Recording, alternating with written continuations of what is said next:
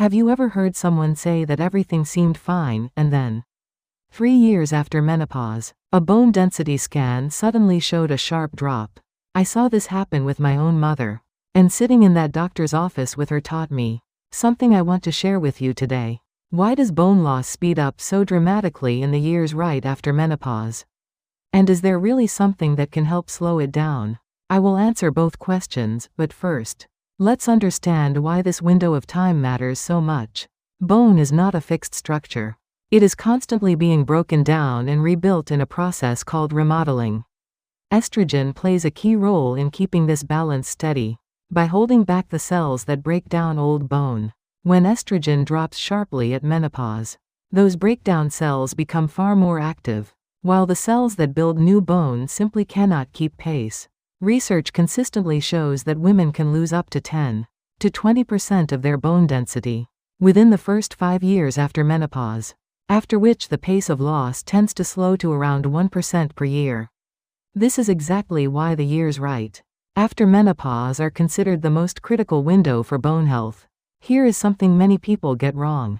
Bone loss is often treated as simply a calcium deficiency problem, so people load up on calcium supplements alone.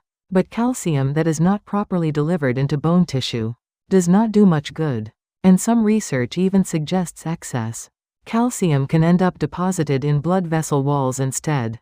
So what actually helps guide calcium into the bone matrix? This is where vitamin K2 comes in. Vitamin K is often associated only with blood clotting, but the K2 form plays a distinct role in bone metabolism. Bone-building cells produce a protein called osteocalcin, but in its raw form osteocalcin cannot bind calcium. Vitamin K2 activates osteocalcin through a chemical modification, giving it the ability to pull calcium into the bone structure.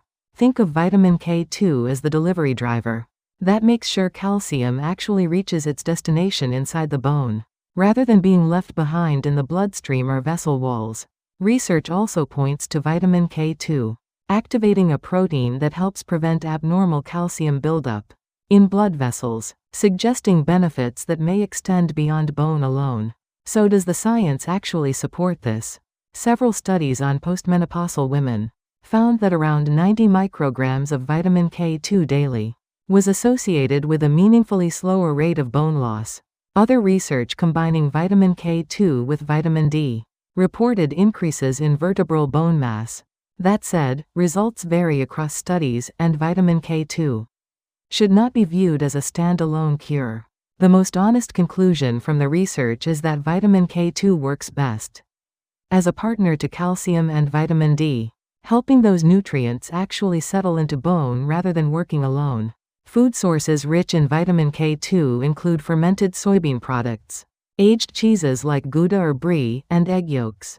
Supplement studies commonly used doses in the range of 90 to 200 micrograms daily. Higher therapeutic doses exist in medical research, but those are used under clinical supervision, not for general self-care. Now for an important safety note. If you or a family member takes blood-thinning medication such as warfarin, adding vitamin K2 requires real caution, since it can interfere with how that medication works and increase clotting risk.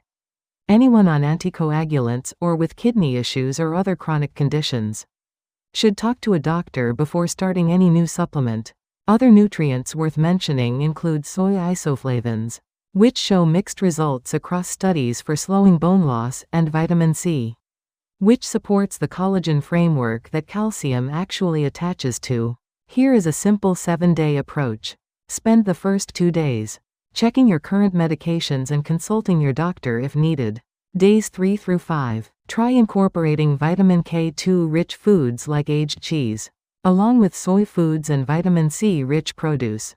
Day 6. Add 30 minutes of weight-bearing activity, like walking, since bone responds to physical stress by strengthening. Day 7. Reflect on what worked and turn it into a lasting habit.